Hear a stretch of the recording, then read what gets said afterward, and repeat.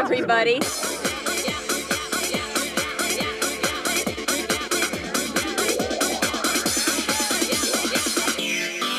La merveilleuse Sharon Stone est la seule actrice à pouvoir se vanter d'avoir mis le monde à ses pieds d'un seul croisement de jambes. Ce simple mouvement a catapulté la starlette inconnue dans le star system international. C'était en 1992 dans le film Basic Instinct. Mais la sensuelle actrice a connu des moments difficiles avant ce succès hollywoodien. Née le 10 mars 1958 à Meadville, en Pennsylvanie, Sharon Stone est la cadette d'une fratrie de 4 enfants. Son père est un ouvrier strict et sa mère, femme au foyer, encourage leur timide et brillante fille à se concentrer sur ses études. I think when I was a young girl, I was very much of, introverted and studying my school books and not a very physical kid. Young Sharon found a remedy for her shyness by performing, and she invited friends and neighbours round to do little acts and plays for them, using her family's 2-car garage. When one door went down, the other door would go up, revealing an entire stage set designed by the aspiring actress. And as well as acting, the young Sharon had another passion, horses. You know, I'm a tomboy at heart. The teenager found a great release galloping through the open countryside. She loved it, but her daring spirit left a permanent scar. One day, the horse she was riding cantered under a clothesline, tearing the skin at the front of her neck. Cet accident traumatisant n'empêche pas Sharon d'être élue reine de son lycée et d'obtenir son diplôme en 1973. Dotée d'un QI de 154, l'adolescente de 15 ans s'inscrit à l'université d'Edinburgh en Pennsylvanie, où elle prend des cours d'écriture et d'art plastique. Professeurs et amis conseillent alors à la surdouée de poursuivre ses études dans le droit, mais la passion de Sharon pour le cinéma est trop forte. I think if I filled out one of those, you are suited to personality things, it would probably lead me back to, actress. I think that's really, I am best suited to do that. At 17, the young Sharon Stone quit her job as a counter checkout girl at McDonald's and decided to become a model. At 5'7½", she was beautiful. She went on to become a Ford model, soon appearing in print and TV commercials. In 1980, Sharon made her movie debut in the non-speaking role of Pretty Girl on the Train in Woody Allen's Stardust Memory. Now, even though, of course, it was a fantastic honour for her to be in a film made by the master director and filmmaker Woody Allen, she realised at that point that her glamorous looks were holding her back. It was a sort of double-edged sword. Even though she had considerable acting talent and beauty, she wasn't landing the major roles that she really wanted. The 22-year-old was turned down for Kathy Moriarty's part in Raging Bull, Glenn Close's part in Fatal Attraction, and Kim Basinger's part in Batman. She appeared in a string of B-movies, but nothing great. And by 1987, she'd already been married and divorced to 2 movie producers. She was becoming very realistic about her acting career. I don't have the situation of starting at the top or even starting at the middle. I started at the bottom, I stayed there for a very long time, I went sort of to the middle and hung out, and then eventually I got a break. La chance tourne en 1990 quand Paul Verhoeven propose à Sharon d'incarner la femme de Schwarzenegger, alors au sommet de sa gloire dans Total Recall.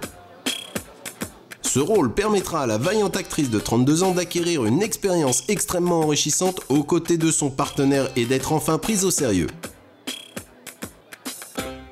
I think that with Total Recall, that Arnold really taught me a lot about my physicality. And before that, I had studied some martial arts, and I'd exercised a little, but then I really had to get in shape for that movie. And then doing that movie with Arnold, who is certainly the finest action star that that there is. I mean, there's this incredible finesse to him. I think it really taught me a lot about how to be in a movie in general, and I think that there's so much adrenaline when it's a physical thing, you know? I just love it. That same year, Sharon auditioned for a part in Dick Tracy, but sexy celebrity icon Madonna snagged the role. Sharon at this point was unwilling to slide down the slippery slope of second-rate parts and decided once again to put her extraordinary good looks to use. This time, she posed nude for Playboy. Women who are going to be leading ladies, they have to be idealized versions of women. I think the pressures are enormous because you may think when you're growing up as a young girl that what you're valuing is your intelligence, your compassion, and yet then society is bouncing back at you. What's valuable is how you look, how sexy you are. And this provides a really difficult disconnect. Son risque calculé s'avère payant. La consécration de l'actrice suite à son apparition en couverture de Playboy n'échappe pas à Paul Verhoeven qui l'engage pour son nouveau thriller Basic Instinct. Dans le rôle de Catherine Tramell, une romancière psychotique et sexy, Sharon prendra conscience de sa sensualité.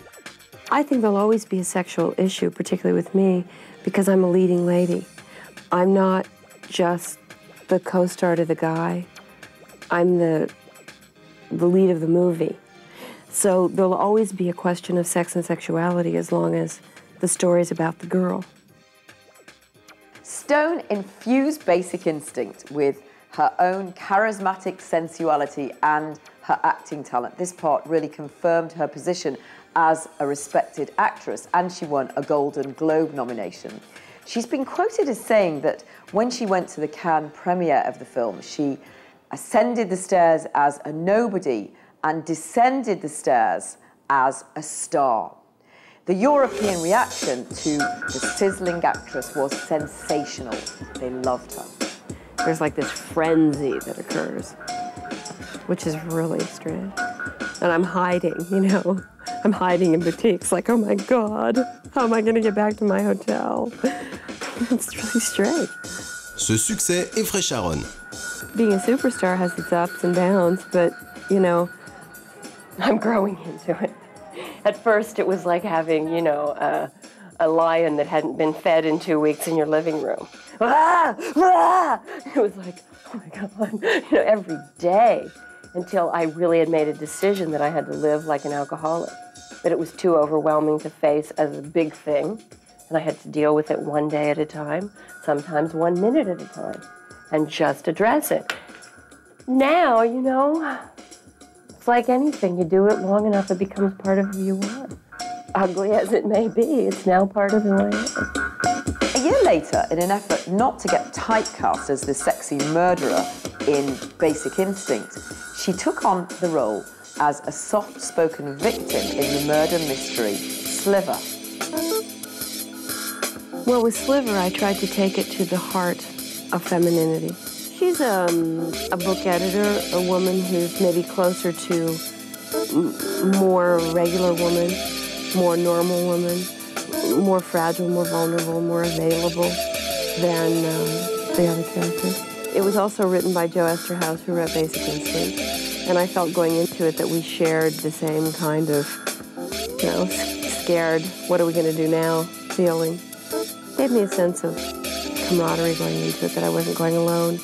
And it was scary to go work again after Basic Instinct. It became so successful. Comme le craignait Sharon, Sliver fait un flop au box-office. Et à 34 ans, on lui propose d'incarner l'épouse de Richard Gere, une femme froide et distante dans le film Intersection. Ses efforts pour se détacher de son image de tentatrice sexy se sont retournés contre elle.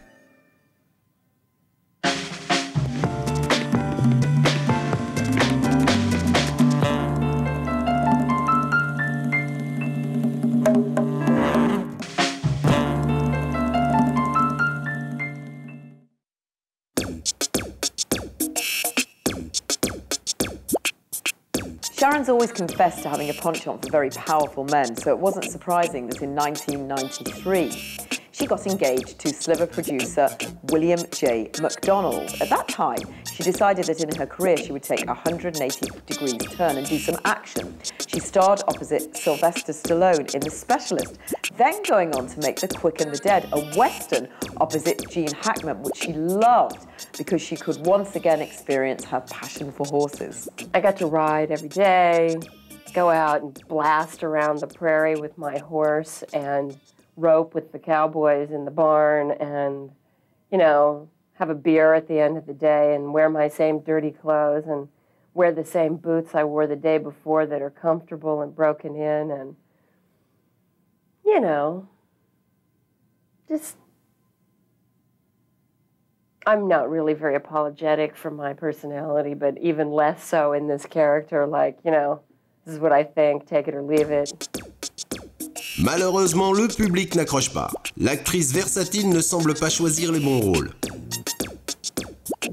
Sometimes I think they pick you. Sometimes I think that there's a certain point that happened to me where I recognized what I do.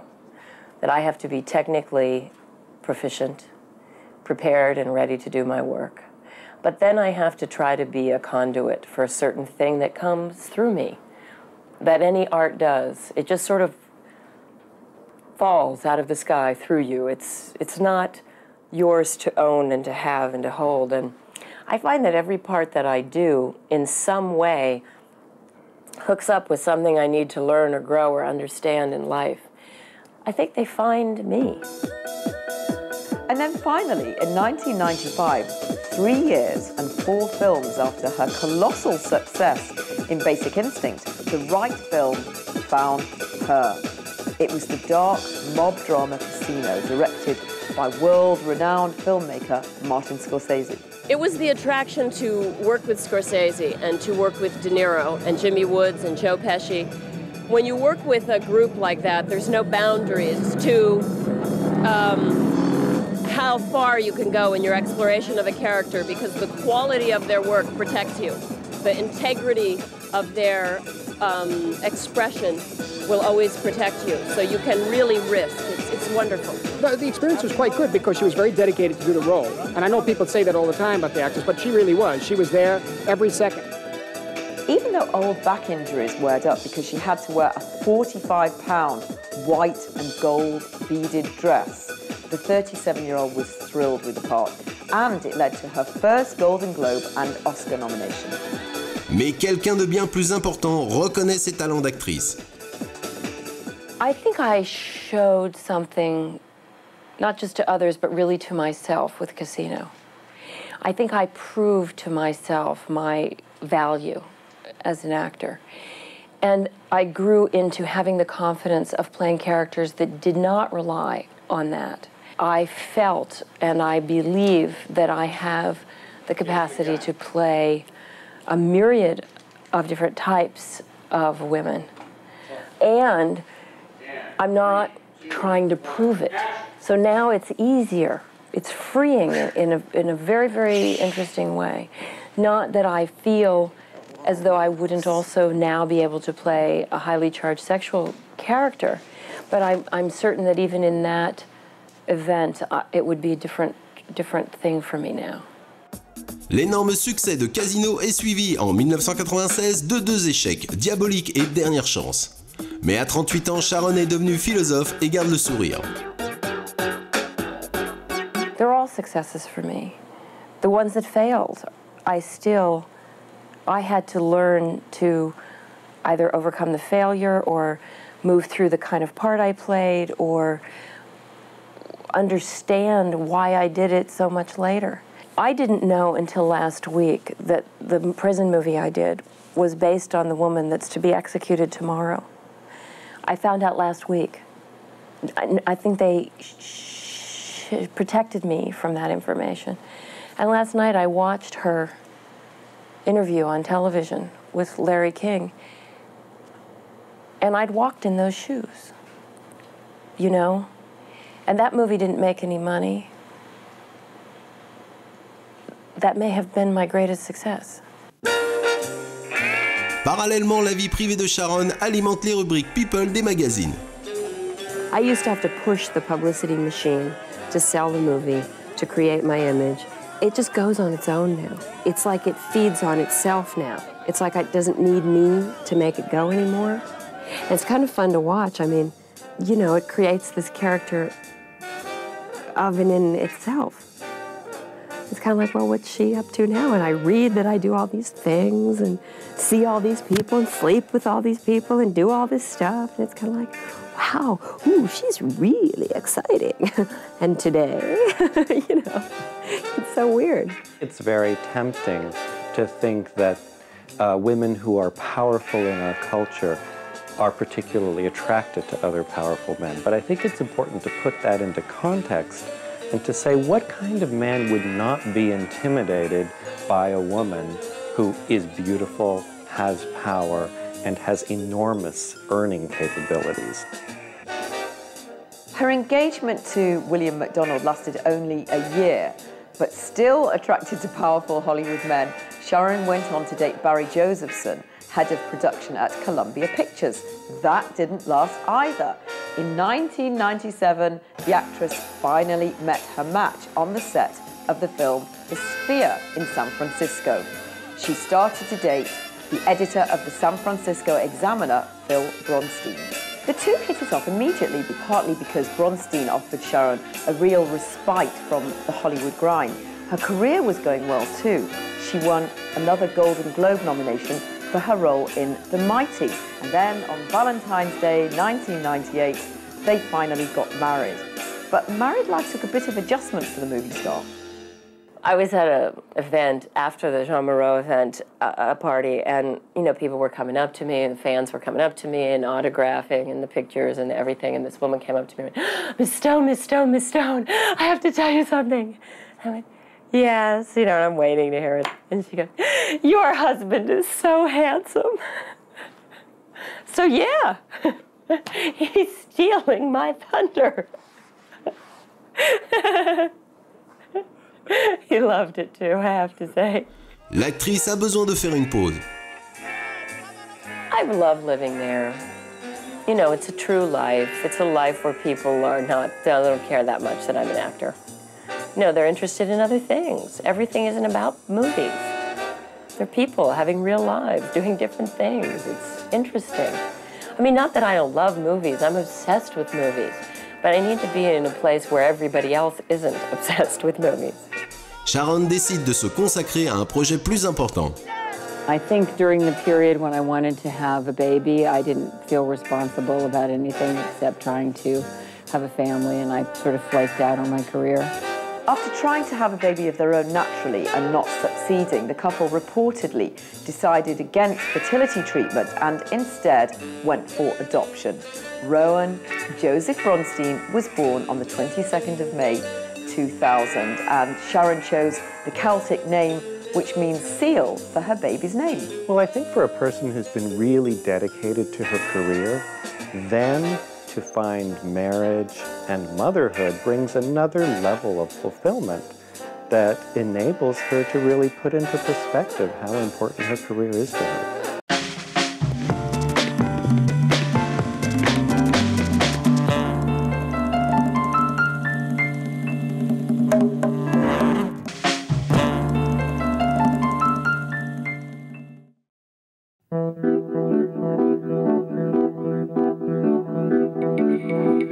Sharon complained of a severe headache and was diagnosed with a small aneurysm in the brain. She talked about a feeling of leaving her body and seeing her friends and close family members within a white vortex of light. When she came to, she made some big changes. She decided to give up smoking and alcohol, and that was just the beginning. Having a near-death experience can be like having 10 years of therapy all in one afternoon. I think there are two ways of responding to facing one's own mortality. We could just become immersed in it and miserable, or we can dance with it.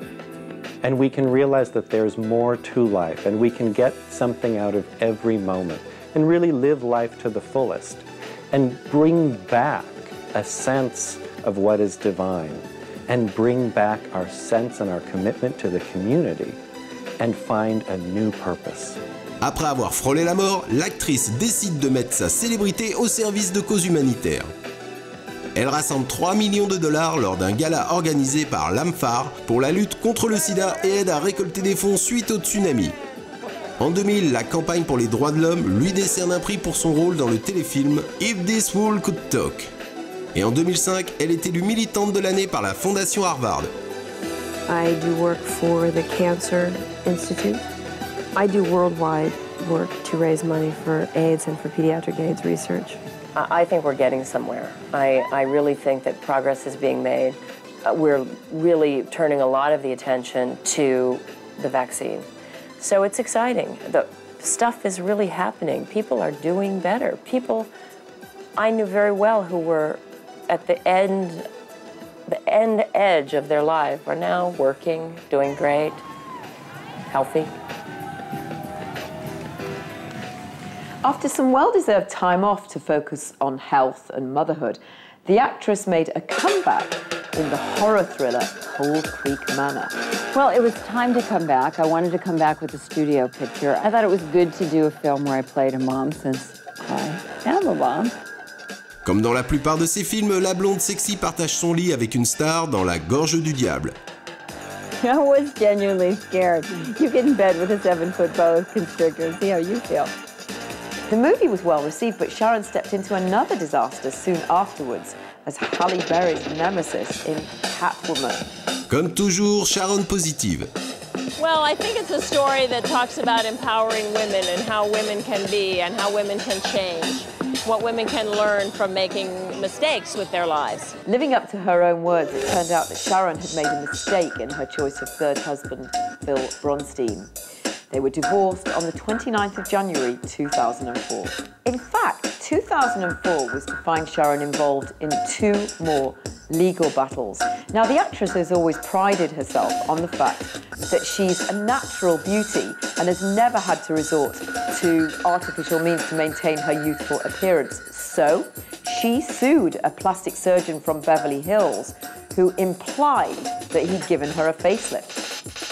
Yet another lawsuit ensued when Sharon Stone sued the producers of the sequel to Basic Instinct because she said that she had made room in her busy schedule to make the film, turning down other lucrative offers. Well, they said that she turned out to be far too expensive with all her demands for luxury accommodation, then that they couldn't afford her anymore. Well, the film now is going ahead with Sharon Stone. Interestingly, some years back when she was first approached to take this role, she wasn't inclined to do it. I turned it down. I felt that it was wonderful when it was made, that I had as big of a success as I could possibly have with it. I personally don't believe that it's the time now for that subject. I think that time has passed. It may come again. Everything does seem to circle around. And by the time it does, I hope to have a cameo.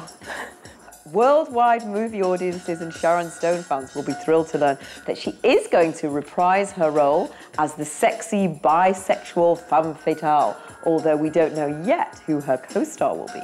Well, you never go back the same, is the thing. It's become very important to me to play each character looking to find and understand love in some way, because I want to have a personal growth from what I do. And I feel if I make choices that are negative, then I'll have negative growth. So I try to address them in that way. One of the actress's recent positive decisions was to become a mother again. On May the 11th, 2005, she became the mother of Laird Von Stone. She named the baby after her beloved acting coach and used her own middle name. Elle adoptera plus tard un 3e enfant, Kevin, mais elle n'arrêtera pas de filmer. En 2006, il y aura Alpha Dog.